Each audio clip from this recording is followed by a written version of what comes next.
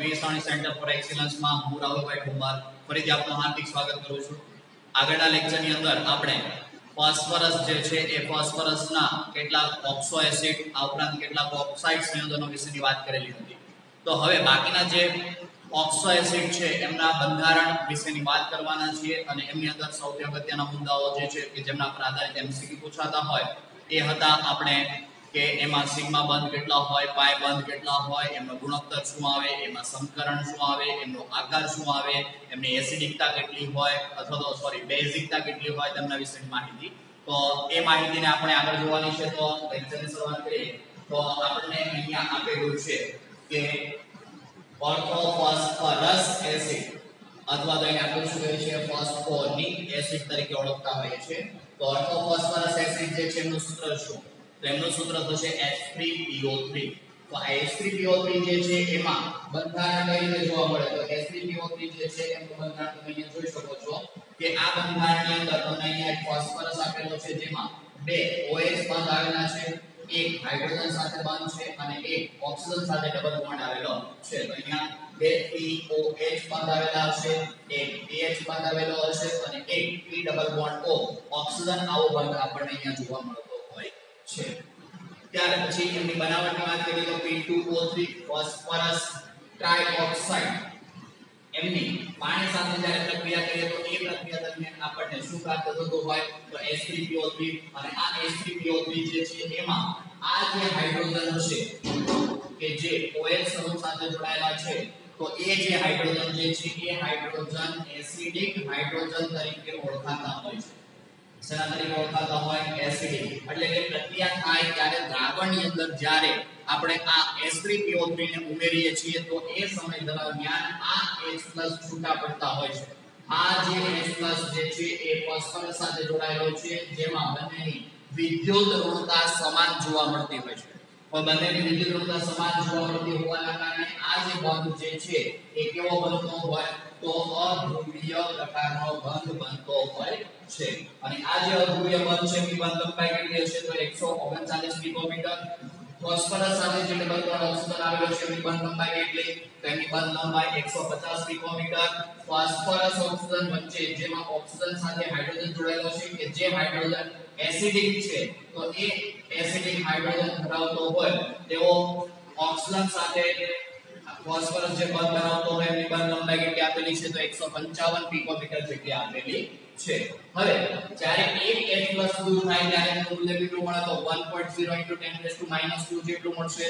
જ્યારે બીજો H+ દૂર થાય ત્યારે એનું મૂલ્ય કેટલું થાય? તો 2.6 * 10⁻⁷ તો તમે અહીંયા ધ્યાન આપશો તો ખ્યાલ આવશે કે જ્યારે પહેલો H+ દૂર થાય અને બીજો H+ દૂર થાય તો એમના મૂલ્ય વચ્ચે કેટલાનો તફાવત હોય? તો 10⁻⁵ જેટલો તફાવત તમને જોવા મળતો હોય છે। તો આ એટલે H3PO3 ઓર્થોફોસ્ફરસ એસિડ અથવા તો ફોસ્ફોનિક એસિડ। આગળ મેં તમને HPO3 ની વાત કરી લીધી જે મેટા ફોસ્ફોરિક એસિડ તરીકે ઓળખવામાં આવે છે। જે ભૂલ હતી એ સુધારવા માટે મેં અહીંયા લખીને તમને આપી દીધેલો હતો કે HPO3 એટલે મેટા ફોસ્ફોરિક એસિડ। જ્યારે હું એની અંદર ફોસ્ફોનિક એસિડ બોલતો હતો તો એ સુધારો કરી દેવો। તો અહીંયા ઓર્થોફોસ્ફરસ એસિડ જે છે એમને ફોસ્ફોનિક એસિડ તરીકે ઓળખવામાં આવે। એનું સૂત્ર શું કહે? H3PO3 H3PO3 માં ફોસ્ફરસ સાથે હાઇડ્રોજન બંધ હોય એવો એક બંધ આવેલો હશે, ફોસ્ફરસ સાથે ઓક્સિજન ડબલ બોન્ડમાં હોય એવો એક બંધ આવેલો હશે, ફોસ્ફરસ સાથે ઓક્સિજનનો સિંગલ બોન્ડ હોય એવા બે બંધ એટલે કે ફોસ્ફરસ સાથે OH સમૂહ જોડાયેલા હોય એવા બે બંધ આપની અંદર જોવા મળશે। બીજું કે દ્રાવણની અંદર તમે જ્યારે ઉમેરશો ત્યારે આ OH સમૂહ સાથે જોડાયેલો હાઇડ્રોજન દ્રાવણની અંદર ઉમેરાઈને દ્રાવણ કેવું બનાવતું હોય છે? એસિડિક। કારણ કે આ પ્રક્રિયાની અંદર આ જે હાઇડ્રોજન છે સરળતાથી દૂર થાય નહીં। કેમ દૂર ન થાય? કારણ કે આ બંનેની વિદ્યુત ઋણતા કેવી જોવા મળે? સમાન એટલે 2.1 જેટલી જોવા મળે અને એના કારણે બંધ કેવો બને? અધ્રુવીય। અધ્રુવીય હોવાથી એ દ્રાવણની અંદર આ બંધ સરળતાથી તૂટતો નથી। એટલે દ્રાવણની અંદર H+ દૂર થશે તો કેટલા દૂર થશે? 2। 2 માંથી 1 પેલો દૂર થાય તો મૂલ્ય કેટલું આવે? 1 * 10⁻²। બીજો દૂર થાય તો 2.6 * 10⁻⁷ જેટલું મૂલ્ય પ્રાપ્ત થતું હોય છે। તો આ બંને વચ્ચેનો તફાવત કેટલો? તો બંને વચ્ચેનો તફાવત તમે અહીંયા જોઈ શકો છો કેટલો મળે છે? 10⁻⁵ જેટલો તમને તફાવત જોવા મળતો હોય છે।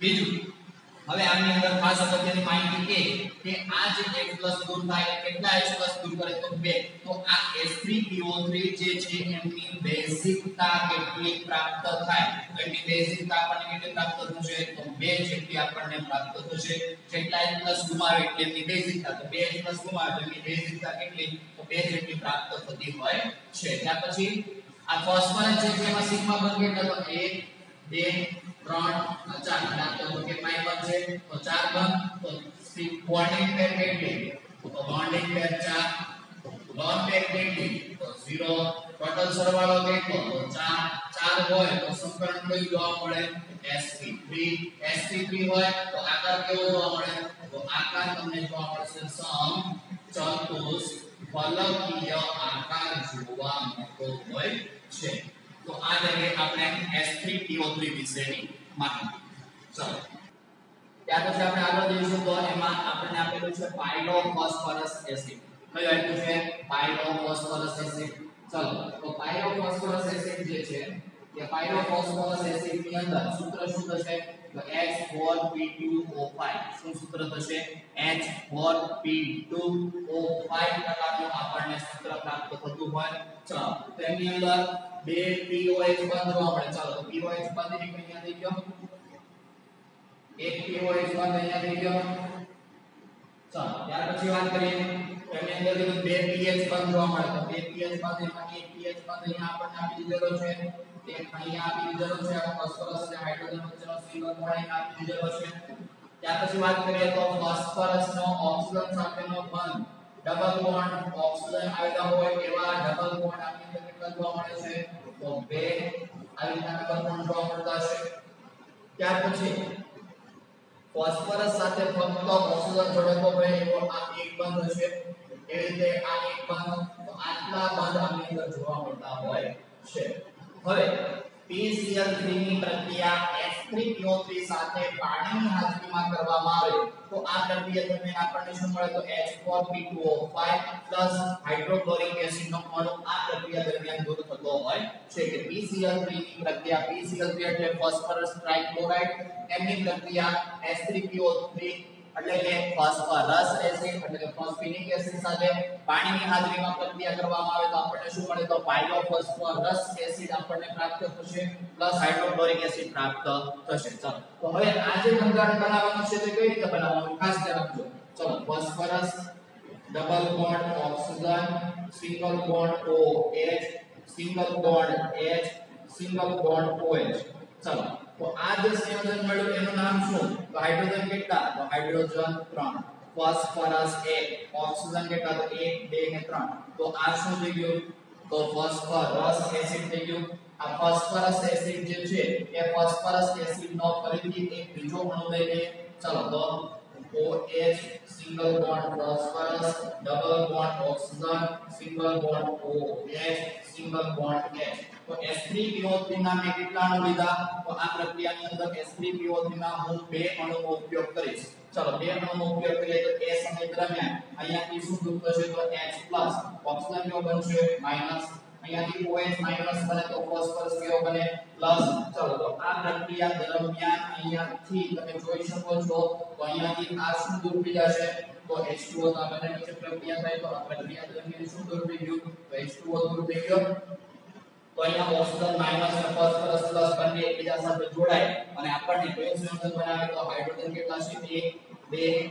4 તો H4 ફોસ્ફરસ 2 તો P2 ઓક્સિજન 1 2 3 4 અને 5 તો આ રીતે આપણે શું બનાવી શકીએ છીએ તો H4P2O5 બનાવી શકીએ છીએ કે જેની અંદર આપણે S3PO3 ના કેટલાનો ઉપયોગ કરીશું તો S3PO3 ના બે અણુનો ઉપયોગ કરીશું એ પ્રક્રિયા દરમિયાન કયો અણુ દૂર થશે તો પાણીનો અણુ આ પ્રક્રિયા દરમિયાન દૂર થશે હવે પાણીનો અણુ આ પ્રક્રિયા દરમિયાન દૂર થઈ ગયો તો પ્રક્રિયાના અંતે નિપજ તરીકે આપણને શું મળશે તો H4P2O5 બને છે હવે સરળતાથી સમીકરણ તમે યાદ રાખી શકો એટલા માટે મેં અહીંયા આ માહિતી તમને દર્શાવેલી છે કે આ બંધારણ કઈ રીતે બને એના વિશેની માહિતી તો કઈ રીતે બંધારણ બને એમાંથી પાણીનો અણુ કઈ રીતે દૂર થાય આપણે જો કે અહીંયા આપણે ઉપયોગ કરીએ છીએ H3PO3 નો તો એના ઉપયોગ દ્વારા સરળતાથી આપણે H4P2O5 બનાવી શકીએ છીએ ત્યાર પછી આગળ વધીએ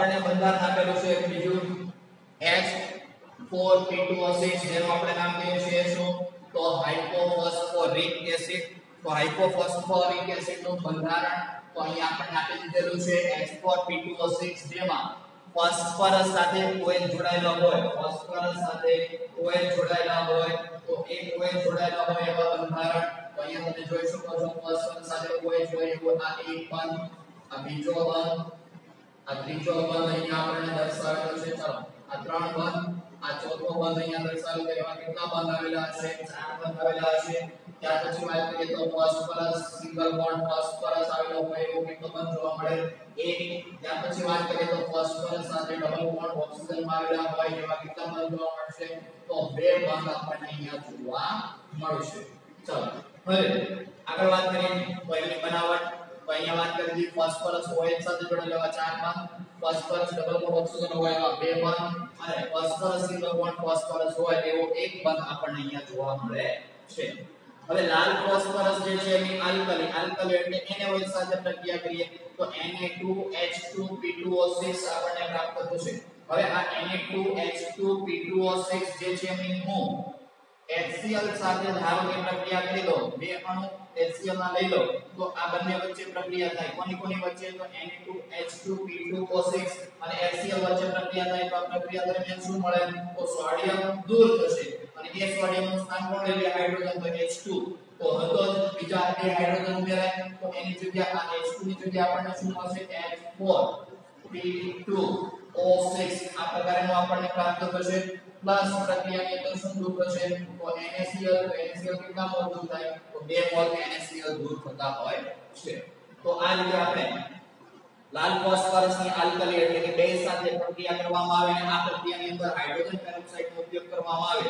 તો એ પ્રક્રિયા દરમિયાન આપણે શું મેળવી શકીએ છીએ તો Na2H2P2O6 મળે જેને HCl સાથે તમે પ્રક્રિયા કરતા હો તો તમને શું મળે H4P2O6 2 મોલ NaCl ના દૂર થશે તો આ રીતે આપણે હાઇપોફોસ્ફોરિક એસિડ મેળવી શકીએ છીએ તો અહીંયા ફોસ્ફરસ 4 છે તો ફોસ્ફરસ 2 ને 2 4 સોડિયમ 4 2 ને 4 ત્યાર પછી હાઇડ્રોજન ની વાત કરીએ તો 8 2 16 16 ને 4 20 8 2 16 16 ને 4 20 ઓક્સિજન 4 અને અહીંયા 8 2 16 16 ને 4 20 તો 6 સરળતાથી સંતુલિત કરી શકીએ છીએ વાત એવી બનાવવાની માહિતી હાઇપોફોસ્ફોરિક એસિડ વિશેની માહિતી પણ આનું બંધારણ કઈ રીતે બનાવવાનું તો એનું બંધારણ બનાવવા માટે તમારે યાદ રાખવાનું રહેશે કે પહેલા તમારે એક અણુ જે લેવાનો છે એ કયો લેવાનો તો એક અણુ જે ઉપયોગ કરવાનો છે એ તમારે ઉપયોગ કરવાનો છે H3PO3 phosphorus double bond OH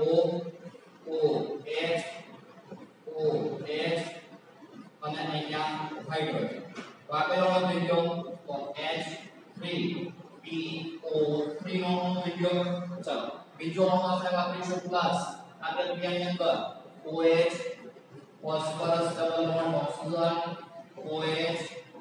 OH આ પ્રક્રિયા દરમિયાન આપણે બીજો અણુ વાપર્યો H3PO4 ચાલો H3PO4 નો ઉપયોગ કરીએ છીએ તો આ પ્રક્રિયા દરમિયાન હવે પ્રક્રિયા થાય આપણને છે તો પ્રક્રિયા દરમિયાન પાણીનો અણુ તમે દૂર કરી દો ચાલો તો પાણીનો અણુ દૂર કરો તો અહીંયાથી OH અહીંયાથી હાઇડ્રોજન તો પાણીનો અણુ દૂર થઈ ગયો તો હવે આ ફોસ્ફરસ કેવો બને ફોસ્ફરસ માઈનસ કારણ કે હાઇડ્રોજન +1 OH -1 તો કારણ આ ફોસ્ફરસ કેવો બનશે પ્લસ આ પ્લસ ફોસ્ફરસ માઈનસ ફોસ્ફરસ સાથે જોડાઈ જાય શું બનાવી નાખે તો આપણને જે અણુ જોઈએ છે H4P2O6 એ બનાવી નાખતું હોય છે તો આગળની જે પ્રક્રિયા જોઈએ છે એમાં બે H3PO3 અણુ જોડાશે જ્યારે આમાં એક H3PO3 ને એક H3PO4 અણુ જોડાય અને એ જોડીને તમે પાણીનો અણુ દૂર કરી દો તો આપણને આ H4P2O6 પ્રકારનું બંધારણ પ્રાપ્ત થતું હોય છે તો આ માહિતી ખૂબ જ અગત્યની છે એ પણ લખી દેવી ત્યાર પછી આગળ વધીએ તો એની અંદર આપણને કીધું છે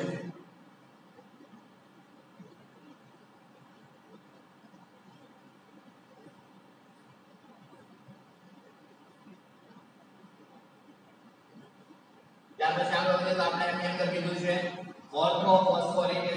ઓર્થોફોસ્ફોરિક એસિડ નું જે બંધારણ આપણે આપેલું છે એનું અણુસૂત્ર થશે H3PO4 અણુસૂત્ર થઈ ગયું ચાલો એમાં ફોસ્ફરસ હોય ચાવેલા હોય એવા કેટલા બંધ આ એક તમારી તરફ હશે આ ક્યાં છે તો તમારી તરફ એટલે કે સમતલની બહાર આવેલો હશે આ રીતે ઘાટું દર્શાવેલું હોય તો એ સમતલની ક્યાં આવેલો હોય 12 બીજું કે આ પ્રક્રિયાની અંદર અહીંયા ડોટ લાઈન વડે દર્શાવેલો હોય તો એ શું દર્શાવે તો એ તમારી પાછળની તરફ આવેલો છે એટલે કે સમતલ જે તમને આપેલું છે સમતલ ક્યાં આવેલો હશે તો પાછળની તરફ આવેલો હશે ચાલો અને એક જે છે એ બંધ અહીંયા તમને OH સાથે દર્શાવેલો છે તો આ બંધ ક્યાં આવેલો હશે તો આ સમતલમાં આવેલો હશે આ ક્યાં આવેલો હશે તો આ જે બંધ છે એ ક્યાં આવેલો હશે આગળની તરફ સમતલની ત્યાર પછી જે બંધ દર્શાવેલો છે OH તો એ ક્યાં આવેલો હશે તો એ પાછળની તરફ આવેલો હશે ત્યાર પછી OH છે તે બંધ દર્શાવેલો છે ક્યાં આવેલો હશે તો સમતલમાં અને આ પણ બંધ જે છે ફર્સ્ટ લંબગોળ ઓક્સિજન એ પણ ક્યાં આવેલો હશે તો સમતલમાં આવેલો હશે ત્યાર પછી વાત કરીએ તો અહીંયા સિગ્મા બંધ કેટલા જોવા મળે તો 1 2 3 4 ચાર સિગ્મા બંધ જોવા મળે એટલે બોન્ડિંગ પેર જે છે એ બોન્ડિંગ પેર 4 લોન પેર કેટલી તો 0 લોન પેર 0 અને બંનેનો સરવાળો કેટલો તો 4 4 તો સમીકરણ કર્યું તો sp3 આકાર કેવો તો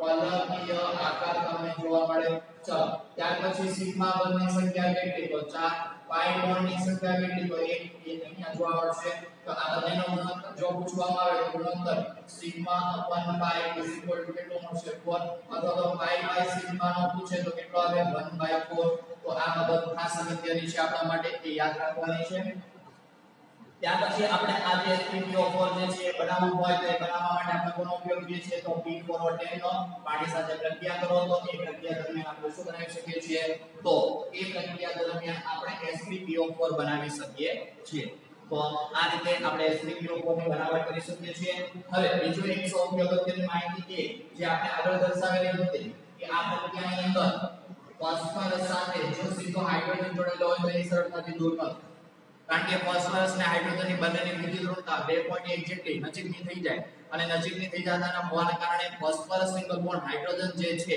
એ અધ્રુવીય બંધ બને અને અધ્રુવીય બંધ બને તો એ બંધને તોડવા માટે ઊર્જા આપવી પડે એ વધારે આપવી પડે એટલે એ સરળતાથી પહેલા તો તૂટશે જ નહીં હવે સરળતાથી ન તૂટે એટલે H+ એ દ્રાવણની અંદર H+ દ્રાવણની અંદર ઉમેરી શકતો નથી પણ આ OH વચ્ચેનો જે બંધ છે જેમાં આ હાઇડ્રોજન જે છે એ હાઇડ્રોજન કેવો હોય તો એસિડિક હોય તો એવા એસિડિક હાઇડ્રોજન કે જેમાં ફોસ્ફરસ સાથે જ્યારે OH જોડાયેલો હોય તો એ OH માં રહેલો હાઇડ્રોજન જે છે એ હાઇડ્રોજન એ બંને હાઇડ્રોજન અને આ એક હાઇડ્રોજન એ બધા કેવા છે એસિડિક હશે હવે એસિડિક હોય તો એ દ્રાવણની અંદર દૂર થાય દ્રાવણની અંદર દૂર થાય તેમાં કેટલા H+ મળે તો 3 તો H3PO4 જે છે એની બેઝિકતા તમને કેટલી મળે તો 3 જેટલી બેઝિકતા આપણને પ્રાપ્ત થતી હોય છે તો આ માહિતી ખૂબ જ અગત્યની છે જે આપણે ખાસ ધ્યાન રાખવાની છે જ્યારે પહેલો H+ દૂર થાય પહેલો H+ દૂર થાય તો એ પ્રક્રિયા દરમિયાન આપણને 7.5 ને 10⁻³ ઘાત પ્રાપ્ત થશે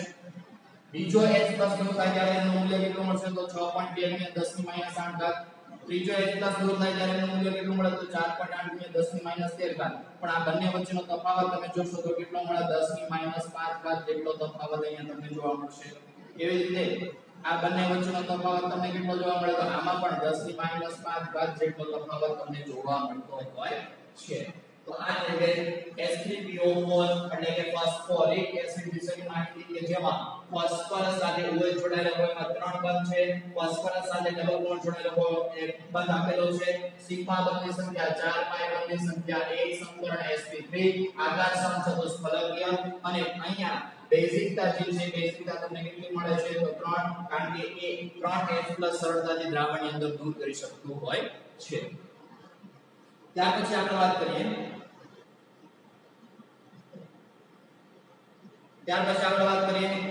તો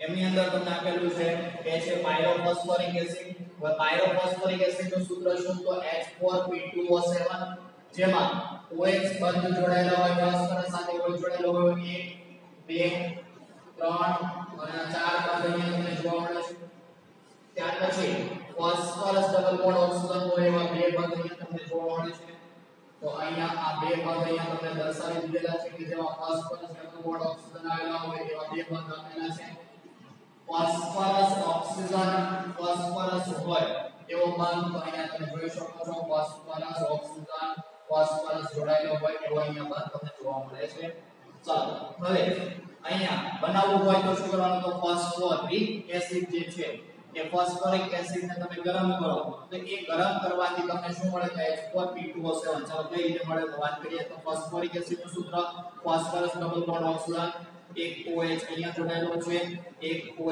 અહીંયા જોડાયેલો છે એક OH અહીંયા જોડાયેલો છે ચલો તો બીજો અણુ લઈ લઈએ ફોસ્ફરસ ડબલ બોન્ડ ઓક્સિજન એક OH નો અહીંયા જોડાયેલો એક OH અહીંયા એક OH અહીંયા ચાલો આ રીતે જોડાયેલું છે હવે આ બંને વચ્ચે પ્રક્રિયા થાય તો એ પ્રક્રિયા દરમિયાન આપણે આ પ્રક્રિયાની અંદર H+ અને અહીંયાથી OH- તો આ ફોસ્ફરસ જે છે કેવો બનશે પ્લસ તો ઓક્સિજન કેવો બને માઈનસ તો આ પ્રક્રિયા દરમિયાન અહીંયાથી આપણે H2O નો અણુ દૂર કર્યો ચાલો તો આ બંને વચ્ચે પ્રક્રિયા થઈ શું કર્યું તો H2O નો અણુ દૂર કર્યો ચાલો H2O નો અણુ દૂર કર્યો તો ઓક્સિજન કેવો બન્યો માઈનસ ફોસ્ફરસ કેવો બન્યો પ્લસ ઓક્સિજન માઈનસ ફોસ્ફરસ સાથે જોડાઈને શું બનાવી નાખે તો ફોસ્ફરસ ઓક્સિજન ફોસ્ફરસ પ્રકારનો બંધ આ બંધ આપણને ફોસ્ફરસ જોવા મળે તો આ રીતે આપણે ફોસ્ફોરિક એસિડ ને ગરમ કરવાથી H4P2O7 બનાવી શકીએ છીએ જેમાં ફોસ્ફરસ OH બંધ કેટલા આવેલા છે 4 બે ફોસ્ફરસ ડબલ બોન્ડ ઓક્સિજન એક ફોસ્ફરસ સિંગલ બોન્ડ ઓક્સિજન આવેલો છે ચાલો સિગ્મા બંધ કેટલા તો 1 2 3 4 5 6 ઓક્સિજન સાથે 7 8 9 10 તો આમાં સિગ્મા બંધની સંખ્યા કેટલી જોવા મળશે 10 ફરીથી વાત કરીએ 10 પ્લસ બીજા બે એક અહીંયા જોવા મળશે તો ટોટલ કેટલા સિગ્મા બંધ થશે 12 ફરીથી ગણીએ તો OH સાથે 1 OH સાથે 2 OH સાથે 3 OH સાથે 4 બંધ થઈ ગયા 5 6 7 8 9 10 11 12 ટોટલ 12 બંધ થઈ ગયા પાઈ બંધ જે છે કેટલા તો પાઈ બંધ આની અંદર કેટલા જોવા મળશે 2 પાઈ બંધ કેમ કે એક અહીંયા આવશે અને એક અહીંયા આવશે તો સિગ્મા અને પાઈ બંધનો ગુણોત્તર કેટલો જોવા મળે તો 12/2 એટલે 6 અથવા તો પાઈ ના છેદમાં સિગ્માનો ગુણોત્તર કેટલો જોવા મળે તો 1/6 જેટલો આપણને જોવા મળતો હોય છે તો આ માહિતી ખૂબ જ અગત્યની છે આગળની માહિતી ફરીથી હું તમને દર્શાવી દઉં કે આગળ આપણે અહીંયા ફોસ્ફરસ H3PO4 નું બંધારણ દર્શાવ્યું તો એમાં સિગ્મા બંધ જે છે એની સંખ્યા કેટલી આવે તો એ સિગ્મા બંધની સંખ્યા અહીંયા 1 અહીંયા 2 અહીંયા પાઈ બંધ અહીંયા 3 અહીંયા 4 અને સાથે અહીંયા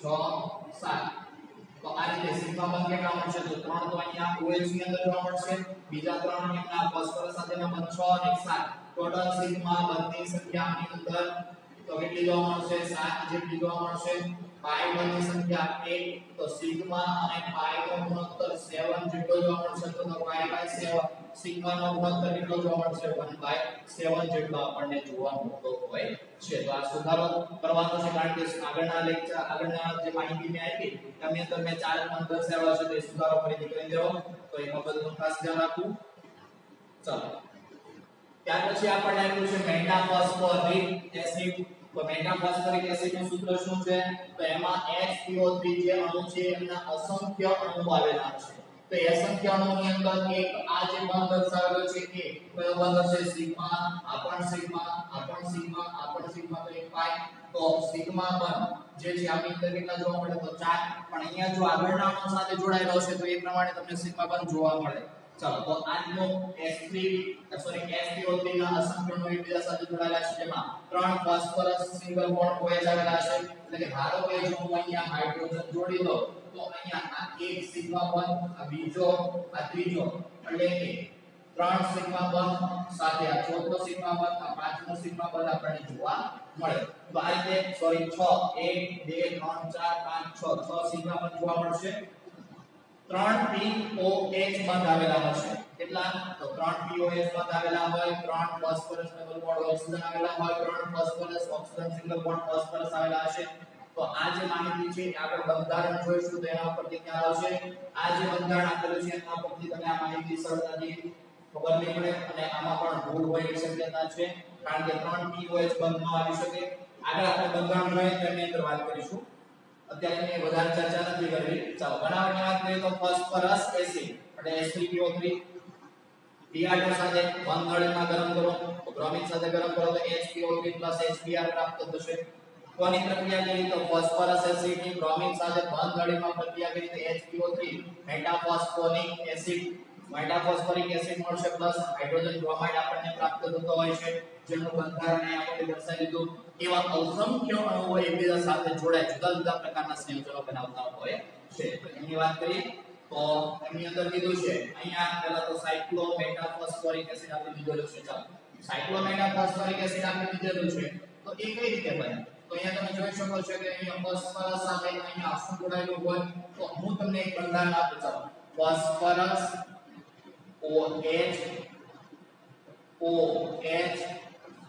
OH અને અહીંયા ડબલ બોન્ડ ઓક્સિજન. ચલો આ રીતનું તમને પૂછું છું, તેમાં તમે જોઈ શકો કે OH કેટલા હશે તો 3 OH, phosphorus single bond OH કેટલા હશે તો 3, ફોસ્ફરસ ડબલ બોન્ડ ઓક્સિજન કેટલો હશે 1. ચલો હવે એવું જ બંધારણ હું પાછું અહીંયા બીજું લખું. Phosphorus double bond O single bond OH, અહીંયા OH અને અહીંયા OH. ચલો હવે ત્રીજું બંધારણ લખું છું. Phosphorus OH double bond oxygen OH.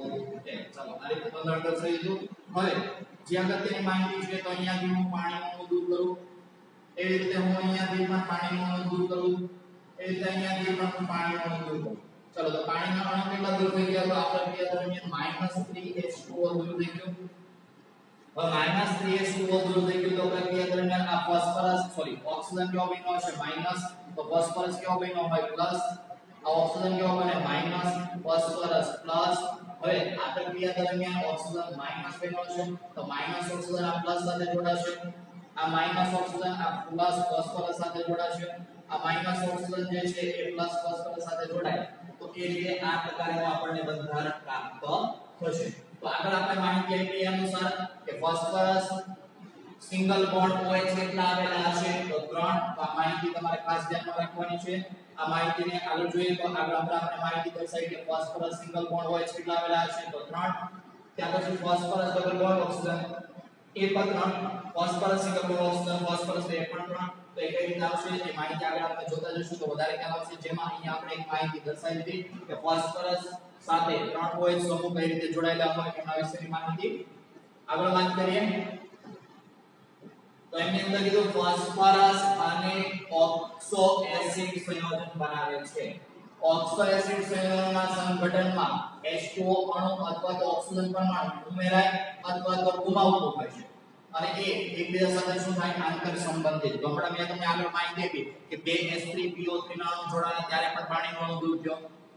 2 પૈકી એક H3PO3 એક H3PO4 અણુ જોડ્યો ત્યારે પણ પાણીનો અણુ દૂર થયો. 2 H3PO4 ના અણુ જ્યારે જોડાણા ત્યારે પણ પાણીનો અણુ દૂર થયો. અને આ પ્રક્રિયા હમણાં આપણે આગળ જોઈ કે જેમાં સાયક્લોમેટાફોસ્ફોરિક એસિડ હતું એની અંદર પણ બે અણુ કે 3 અણુ આપણે જ્યારે જોડીએ છીએ ત્યારે સાયક્લિક બંધારણ ચક્રીય બંધારણ મળે છે તો એ સમય દરમિયાન પણ પાણીનો અણુ દૂર થયો. તો એ રીતે આપણે કહી શકીએ કે H2O અણુ અથવા તો ઓક્સિજન પરમાણુ પ્રાપ્ત થવાનો અથવા તો ગુમાવવાના સંદર્ભમાં આ શું હોય આંતર સંબંધિત એકબીજા સાથે એ જોડાતા હોય છે. ત્યાર પછી વાત કરીએ તો ફોસ્ફરસના ઓક્સો એસિડ સંયોજનો જે છે એમાં ઓક્સો એસિડ સંયોજનમાં ફોસ્ફરસ અન્ય પરમાણુ દ્વારા સમચતુષ્ફલકીય રીતે ઘેરાયેલો હોય. એટલે કે તમને ખબર છે કે એમાં ફોસ્ફરસ 3 સિગ્મા બંધ બનાવે અથવા તો 4 સિગ્મા બંધ બનાવે. 4 સિગ્મા બંધ બનાવે તો એની અંદર સંકરણ જોવા મળે તો sp3 સંકરણ જોવા મળે. sp3 સંકરણ હોય તો આકાર કેવો જોવા મળે તમને સમચતુષ્ફલકીય. આ બધા એસિડ સંયોજનમાં ઓછામાં ઓછો શું હોય તો ઓછામાં ઓછો એક ફોસ્ફરસ ડબલ બોન્ડ ઓક્સિજન આવેલો હોય છે. આ ઉપરાંત એક ફોસ્ફરસ OH બંધ પણ એ ધરાવતો હોય છે. તમે જોયું કે H3PO2 નું બંધારણ એટલે તો phosphorus double bond oxygen single bond OH single bond H single bond H. H3PO3 નું બંધારણ લઈ લો તો phosphorus double bond oxygen OH અને H. ત્યાર પછી H3PO4 નું બંધારણ લઈ લો તો phosphorus double bond oxygen OH. તો અહીંયા આ દરેક બંધારણની અંદર તમે જોઈ શકો છો કે ઓછામાં ઓછો એક ફોસ્ફરસ ડબલ બોન્ડ ઓક્સિજન આવેલો છે. આ ઉપરાંત એક OH ઓછામાં ઓછો એક તો POH આવેલો હોય જ છે. હવે આના ઉપરથી કહી શકીએ કે આ જે સંયોજન છે H3PO2 તો એ બેઝિકતા કેટલી ધરાવે તો એમાંથી એક જ એક સરળતાથી દૂર થાય એટલે બેઝિકતા 1. આમાંથી બે એટલા સરળતાથી દૂર થાય એટલે બેઝિકતા કેટલી મળે તો બેઝિકતા 2 અને આ જે H3PO4 છે એની બેઝિકતા કેટલી મળશે? તેની બેઝિકતા આપણને મળશે 3. તો આ બાબત ખૂબ જ અગત્યની છે, તમારે ખાસ ધ્યાન રાખવાનું છે. ચલો તો આ માહિતી ખૂબ જ અગત્યની દરેક દાખલાની અંદર પૂછાતી હોય છે અને ખૂબ જ અગત્યની છે, સંતુલનની અંદર પણ અગત્યની છે. ચાલો ત્યાર પછી આપણે વાત કરીએ. તેની અંદર કીધું એવા ઓક્સો એસિડ સંયોજનો કે જેમાં ફોસ્ફરસની ઓક્સિડેશન અવસ્થા +5 કરતા ઓછી હોય. ઓક્સિડેશન અવસ્થા +5 કરતા કેવી હોય? ઓછી. તો એની અંદર ફોસ્ફરસ ડબલ બોન્ડ ઓક્સિજન અને ફોસ્ફરસ સિંગલ બોન્ડ OH ઉપરાંત ફોસ્ફરસ સિંગલ બોન્ડ ફોસ્ફરસ અથવા ફોસ્ફરસ સિંગલ બોન્ડ હાઇડ્રોજન બંધ ધરાવતું હોય છે. તો H3PO2 નું બંધારણ લખીએ. ચલો તો phosphorus double bond oxygen single bond OH single bond H single bond H. તો આ થઈ ગયું H3PO2 નું બંધારણ. H3PO2 ના બંધારણની અંદર તમને ફોસ્ફરસ સિંગલ બોન્ડ હાઇડ્રોજન જોવા મળે છે. હવે આ જે ફોસ્ફરસ છે એનો અંદર H3PO2 તો હાઇડ્રોજન જે છે +3 સ્વરૂપે હશે. ફોસ્ફરસ નો ઓક્સિડેશન આકાર આપણને ખબર નથી. ઓક્સિજન નો -2 0 -4 તો ફોસ્ફરસ ની ઓક્સિડેશન અવસ્થા કેટલી મળે? +1. તો જે 5 કરતા કેવી છે? ઓછી. 5 કરતા ઓછી હોય તેની અંદર કયો બંધ જોવા મળે? તો ફોસ્ફરસ ડબલ બોન્ડ ઓક્સિજન છે. આ ફોસ્ફરસ હોય પણ છે. તો હા. ત્યાર પછી એની અંદર કાં તો ફોસ્ફરસ સિંગલ બોન્ડ ફોસ્ફરસ જોવા મળે, કાં તો ફોસ્ફરસ સિંગલ બોન્ડ હાઇડ્રોજન. તો અહીંયા કયો જોવા મળે છે? ફોસ્ફરસ સિંગલ બોન્ડ હાઇડ્રોજન કોની અંદર? તો H3PO2 માં. ત્યાર પછી આપણે આપ્યું phosphorus H4P2O6 phosphorus single bond phosphorus double bond oxygen OH અહીંયા હાઇડ્રોજન. તો અહીંયા પણ હાઇડ્રોજન. તો આનું સૂત્ર H4. તો H4 1 2 3 4 P2 તો ફોસ્ફરસ 2 ઓક્સિજન સોરી અહીંયા આ જે છે એની જગ્યાએ OH આવશે. અહીંયા પણ OH આવશે. તો આ રીતે H4P2O6 નું બંધારણ આપેલું છે જેમાં ફોસ્ફરસ ડબલ બોન્ડ ઓક્સિજન છે. તો હા ફોસ્ફરસ હોય છે. તો ફોસ્ફરસ હોય છે. હા ફોસ્ફરસ સિંગલ બોન્ડ હોય છે. તો હા આ બંધારણની અંદર તમે જોશો હાઇડ્રોજન +4 +2 ફોસ્ફરસ પ્લસ ઓક્સિજન 6 * 12 એટલે -12 = 0. -12 માંથી 8 જાય તો સોરી 4 જાય તો 8 વધશે. તો ફોસ્ફરસ ની ઓક્સિડેશન અવસ્થા કેટલી મળશે? +4. તો આપણે એમ કહી શકીએ કે ઓક્સિડેશન અવસ્થા 5 કરતા ઓછી હોય તો એ સમય દરમિયાન આ બે બંધ તો ફિક્સ જ. ફોસ્ફરસ ડબલ બોન્ડ ઓક્સિજન અને phosphorus single bond OH fix જ. એ તો આવેલા જ હશે. પ્લસ એની સાથે સાથે ઓક્સિડેશન અવસ્થા ઓછી હોય તો ફોસ્ફરસ સિંગલ બોન્ડ ફોસ્ફરસ આવે, કાં તો ફોસ્ફરસ સિંગલ બોન્ડ હાઇડ્રોજન આવતો હોય છે. તેના ઉદાહરણ આપણે અહીંયા દર્શાવી દીધા. તો આ થઈ ગઈ ફોસ્ફરસના ઓક્સાઇડ સંયોજનો વિશેની માહિતી.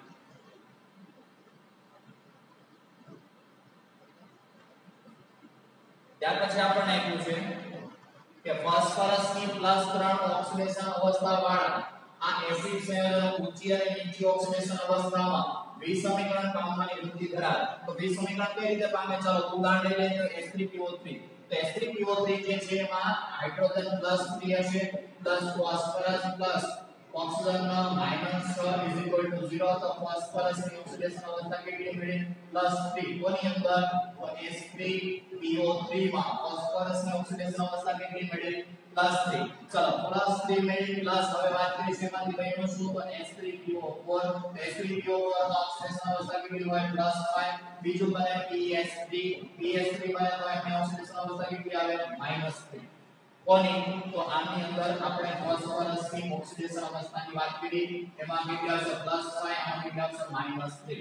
ચલો તો અહીંયા કેટલો હતો? +3. અહીંયા કેટલો હતો? +5. અહીંયા કેટલો હતો? તો -3. તો +3 માંથી કેટલું બન્યું? +5. તો કઈ પ્રક્રિયા થઈ? તો ઓક્સિડેશન. ચલો +3 માંથી કેટલું બન્યું? તો -3. કઈ પ્રક્રિયા? રિડક્શન. તો ઓક્સિડેશન અને રિડક્શન એ બંને પ્રક્રિયા આની અંદર જોવા મળે. એટલે આ પ્રકારની જે પ્રક્રિયા છે એને શું કહેવાય? વિસમીકરણ પ્રક્રિયા તરીકે ઓળખવામાં આવતું હોય છે. ત્યાર પછી આપણને આપ્યું છે કે જેમાં ફોસ્ફરસ સિંગલ બોન્ડ હાઇડ્રોજન હોય છે તે પ્રબળ રિડક્શન કરતાના ગુણધર્મો ધરાવે. જેમ કે હાઇપોફોસ્ફરસ એસિડ જેમાં બે ફોસ્ફરસ સિંગલ બોન્ડ હાઇડ્રોજન આવેલા હોય તે સારો એવો રિડક્શન કરતા છે. ચાલો તો કોની વાત કરીએ હાઇપોફોસ્ફરસ એસિડ એટલે સોરી ફોસ્ફરસ એસિડ એટલે H3PO3 હાઇપોફોસ્ફરસ એસિડ H3PO3 ની વાત કરેલી છે આ ઉપરાંત H3PO2 ની પણ વાત કરી શકીએ આ ઉપરાંત H3PO3 ની સોરી PO4 ની પણ આપણે વાત કરી શકીએ આમાં કેટલા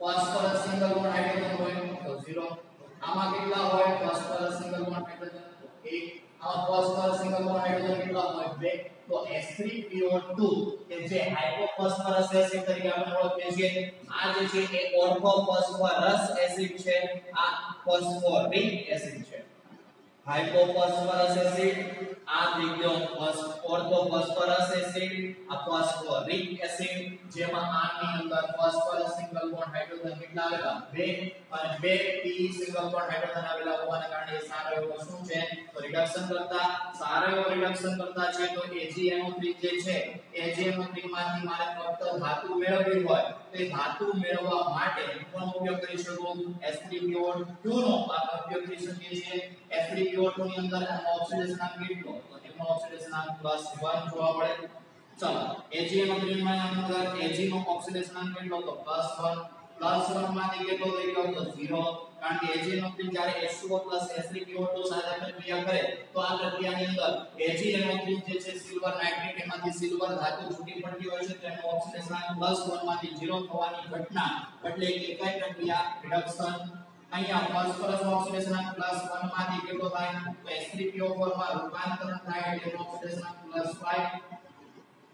+5 અને આ પ્રકારની જે ઘટના છે એને શું કહેવાય તો આ પ્રકારની પ્રક્રિયાને કહેવાય ઓક્સિડેશન પ્રક્રિયા તો H3PO2 કેવો પદાર્થ છે તો રિડક્શન કરતા એટલે પોતાનું શું કરશે ઓક્સિડેશન બીજાના શું કરશે રિડક્શન તો આ રીતે સિલ્વર નાઇટ્રેટ માંથી આપણે સિલ્વર ધાતુ છૂટી પાડી શકીએ છીએ ત્યાર પછી આપણે અંદર આગળ વાત કરીએ તો એમાં કીધું છે કે આ P અને હાઇડ્રોજન વચ્ચેનો બંધ જે છે આયનીકરણ પામી H+ આપતું નથી મેં આપણે આગળ પણ તમને દર્શાવ્યું કે H3PO4 જે છે H3PO4 ની અંદર OH સમૂહ સાથે જે હાઇડ્રોજન જોડાયેલો છે એ હાઇડ્રોજન જ્યારે પાણીની અંદર તમે ઉમેરો ત્યારે એનું આયનીકરણ થાય પણ H3PO2 હોય કે H3PO3 હોય તેમની અંદર ફોસ્ફરસ સિંગલ બોન્ડ હાઇડ્રોજન જે આવેલો છે એ હાઇડ્રોજન બંધ અધ્રુવ્ય હોય અને અધ્રુવ્ય હોવાના કારણે એ પાણીની અંદર સરળતાથી આયનીકરણ પામતો નથી અને સરળતાથી આયનીકરણ પામતો ન હોવાના કારણે H3PO2 જે છે એમની બેઝિકતા 1 આવે કારણ કે એમાં એક જ OH સમૂહ રહેલો છે અને એક OH સમૂહમાં રહેલો હાઇડ્રોજન પાણીની અંદર દૂર થતો નથી જ્યારે H3PO3 છે એની અંદર બે OH સમૂહ આવેલા છે બે OH સમૂહમાં રહેલા હાઇડ્રોજન જે છે એ સરળતાથી પાણીની અંદર આયનીકરણ પામતો હોય છે જ્યારે ફોસ્ફરસ સિંગલ બોન્ડ હાઇડ્રોજનનો હાઇડ્રોજન સરળતાથી આયનીકરણ પામતો નથી કારણ કે બંનેની વિદ્યુત ઋણતા સમાન છે બંનેની વિદ્યુત ઋણતા સમાન હોવાના કારણે એ બંધ અધ્રુવ્ય બને તો એ પાણીની અંદર દ્રાવકની અંદર પાણી જે ધ્રુવીય દ્રાવક છે એમની અંદર એ સરળતાથી દૂર થતો નથી તો એ જ માહિતી અહીંયા આપણે લીધી છે કે બેઝિકતામાં કોઈ ભૂમિકા ભજવતો નથી કોણ તો ફોસ્ફરસ સિંગલ બોન્ડ હાઇડ્રોજન બેઝિકતામાં કોઈ ભૂમિકા ન ભજવે તો કોણ ભજવે તો ફોસ્ફરસ સિંગલ બોન્ડ OH સાથે જોડાયેલો આ હાઇડ્રોજન ભૂમિકા ભજવતો ઓક્સિજન પરમાણુ સાથે જોડાયેલા હાઇડ્રોજન પરમાણુ આયનીકરણ પામી શકે છે અને બેઝિકતા ઉત્પન્ન કરે છે H3PO3 અને H3PO4 ની વાત કરીએ તો H3PO3 ની અંદર ફોસ્ફરસ સિંગલ બોન્ડ OH કેટલા આવેલા છે 2 અને આની અંદર કેટલા આવેલા છે તો 3 આવેલા એટલે 3 બેઝિક 2 આવેલા તો 2 બેઝિક H3PO3 ના બંધારણમાં 2 POH બંધ આવેલા છે અને H3PO4 ના બંધારણની અંદર 3 POH બંધ આવેલા હોય છે આના પરથી આપણે સરળતાથી કહી શકીએ કે જ્યારે તમે પાણીની અંદર H3PO3 નાખો ત્યારે 2 H+ સરળતાથી દૂર થશે H3PO4 ને નાખો તો 3H+ દૂર થશે અને પ્રક્રિયાની અંદર જો તમે H3PO2 ઉમેરો તેની અંદર POH કેટલા બંધ આવેલા છે એક બંધ આવેલો હતો 1H+ શું થશે દૂર તો એ કેવો હશે મોનો બેઝિક તરીકે ઓળખવામાં આવે કોને તો H3PO2 ને શેના તરીકે ઓળખવામાં આવે મોનો બેઝિક એસિડ તરીકે ઓળખવામાં આવે છે તો આ જે માહિતી છે એ આપણા માટે ખૂબ જ અગત્યની હતી તો તો આપણે આજના લેક્ચરની અંદર આ જે ફોસ્ફરસ છે એ ફોસ્ફરસના ઓક્સો એસિડ સંયોજનના બંધારણ વિશેની માહિતી જોઈ અને એ ઓક્સો એસિડના બંધારણની અંદર આપણે S3PO2 S3PO3 S3PO4 આ ખૂબ જ અગત્યના ઘટકો છે અને એમની બનાવટના આધારે S3PO3 ના બે અણુના આધારે એક જુદું સંયોજન બનાવ્યું S3PO3 અને S3PO4 ના અણુના જોડાણ દ્વારા પાણીનું અણુ દૂર કરીને એક બંધારણ નવું બનાવ્યું ત્યાર પછી બે S3PO4 ના બે અણુને એકબીજા સાથે જોડીને નવું બંધારણ બનાવ્યું ત્યાર પછી આપણે વાત કરી હતી કે SPO3 ના અસંખ્ય અણુઓ એકબીજા સાથે જોડાય તો એ અસંખ્ય અણુઓ એકબીજા સાથે જોડાય અને એ લાંબી શૃંખલા બનાવતા હોય તો એવા એસિડ સંયોજનો વિશેની વાત કરી તો આ જે ટોપિક છે કે જે ફોસ્ફરસના ઓક્સો એસિડ છે અને આ સાથે આપણે સમૂહ 15 અહીંયા સંપૂર્ણપણે પૂર્ણ થાય છે તો હજુ પણ જો કોઈ વિદ્યાર્થીને કંઈ પ્રશ્ન હોય તો એ મેસેજ અથવા તો ફોન કરીને પૂછી લેવા આ ઉપરાંત આમને લગતા જે પણ કંઈ એમસીક્યુ છે એ તમારી પાસે અવેલેબલ હોય તો એ તમારે સોલ્વ કરવાના રહેશે તો આજનો લેક્ચર આપણે અહીંયા પૂરો કરીએ છીએ